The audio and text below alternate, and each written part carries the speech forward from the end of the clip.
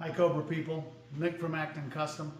So I'd like to point out that both toolboxes are completely covered in tools, and if you follow me over here you can see that we've got some small pile of pieces, getting smaller by the minute, an overflowing garbage can, but you guys don't want to see that. You want to see this. This is it. This is the legend of 427 Cobras. Yes, this is the one that if you can find the number and you look it up in the registry, it was being driven home from the dealership, brand new, and was wrecked. And so this is the ultimate low mileage 427 Cobra that has been apart for many, many years. You can see now it's back on its wheels, it has the drivetrain in, it has beautiful repairs and paintwork and everything brought back to specs and original condition, and it is a 428 car. Why would you keep a 428 in a 427 Cobra? So this has a hot rod dual quad 427 motor, all dynoed up and ready to tear. Absolutely beast of a power plant, and all plumbed up and ready to run. We're hopefully going to get to take it for a little bit of a spin today and see how everything has worked out. We've got checklists on the windshield. They're getting shorter by the minute. Almost nothing left on them. If we take a look inside, we are just fitting up the last of the pieces we showed you, the transmission tunnel, a couple more pieces of carpet. The seats have been installed. We've got them running on the lever runners. We're checking wiring on tachometer and some minor details. Glove box door to go on. We've got some magnesium wheels. We're trying to decide on a suitable treatment for those at this point. This is a 428, as I mentioned, so it has the two tail lights, two reflectors on the back of it, and you can see these sexy tailpipes from the full undercar exhaust street system on the car. Let's take a little look in the trunk since it's open. Just finishing a couple of details out on that. We've got one of our Shelly LJ22 jacks tucked in the corner. We just used one of those on a road tour and they work really great, and they take up almost no trunk space.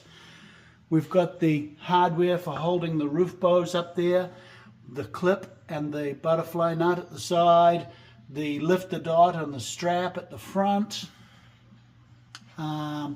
We've got the street car trunk for the spare wheel, the street car tank underneath it, the street car exhaust tailpipe covers. We've got a Takelmet grease gun in there. We've got jack handles with the number 3 butterfly nut holding it in on the British threads. So the trunk is all nicely detailed out and ready to go. This car's a great color. We've got the Ciandes rectangular button release for the 427 streetcar gas caps, full chrome bumpers and hoops and overriders and all of that stuff. We've got this one all set up with the lifter dots and a tonneau cover fitted to the car. We'll put a soft top and roof bows on it. Yeah, so there's a quick walk around of the car. We've got some Lucas P700 tripod headlights in the front with halogen bulbs to make a really good, safe lighting up situation for driving this thing home after dark. We've got the splitter in the nose, the correct splitter trim on the nose. We've just finished wrapping up all of this aluminum ductwork or sheet metal shrouds and everything so that any air going in the front either goes through the oil cooler or through the radiator where it belongs. It's no good to us if it's blowing around the radiator. So there's an exciting point to be at with this project this many years later. And stay tuned, we're going to splice our video onto the end of this and we'll do a walk around the underneath of the car. Okay folks, as promised, here's the underneath of that car. You can see pictures on top of Cobras all day long, but this is always a beautiful view when you can see all the details underneath. We're looking at the engine oil cooler up inside the nose of the car. And then if we look just behind that, we can see the circ radiator with a nice modern high CFM puller fan on the back of it. We've got the rack and pinion steering, nice original steering rack in this car, as you can see. Coolant tubes. We can see the big Aviate oil pan. We can see the whole 4-inch frame from here. We get a pretty nice look at the street undercar exhaust system, looking at it from front to back. We've got the front end all put together. We've got the 16.3 on the front, Girling brake calipers, the bronze hose ends for the hoses, the lollipops safety wired, the ball joints safety wired, the Coney adjustable shock absorbers up in there, all of the fully independent suspension, the tubular lower control arms, tubular horseshoe shaped upper arms, the dual master cylinder system on the brakes. Front brakes and rear brakes are on a separate system with a balance bar in between them. You can see this has had a sensible update, and if you work on these cars you know why. We've got the removable bottom on the pedal box, and that's so that you can access that thing without pulling the driver's door off, pulling the steering wheel off, pulling the driver's seat out, and then working underneath the dash trying to put the internals in the pedal box. As you can see, there's a couple of little dings and divots showing the patina and the story of the original chassis on this thing. And like I said, we've got a real sexy exhaust system here. You can see a slip joint in the system there, where it branches into this true tri-Y setup on these street car exhausts. There's the transmission riser underneath the top loader transmission.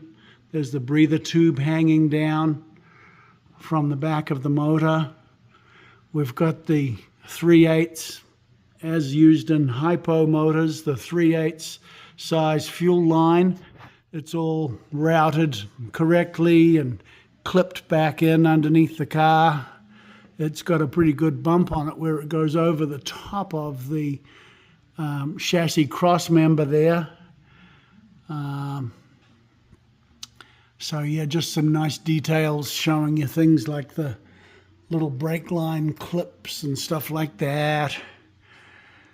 We've got the plumbing coming through to the back end where you can see where it splits. There's one in and two out, as well as a third out for the brake light switch on the rear brake union. We've got this 4HU Salisbury all set up in there. Everything's hooked up and ready to run and test drive now. He likes electric fuel pumps to stop vapor lock in the warm weather and that kind of thing. So that's what we've got back there. There's the rear sway bar mounts, which do not work on a 427 street car because it gets tangled up with the exhaust system if you put a sway bar on the back of these cars. So you either want a street car or you want a rear sway bar. You can't have both. We've got the Original gas tank back here. It's the 18-gallon trapezoidal shaped streetcar tank, and that sits underneath the spare wheel well in the trunk, the fiberglass spare wheel well in the trunk. Exhaust system loops up over the rear suspension and comes out to our nice chrome tipped exhaust pipes. So there's a little look at the underside of this bad boy. We'll give you a look at the whole thing from the back end. And there it all is. It's springing and coiling and ready to strike like any good Cobra.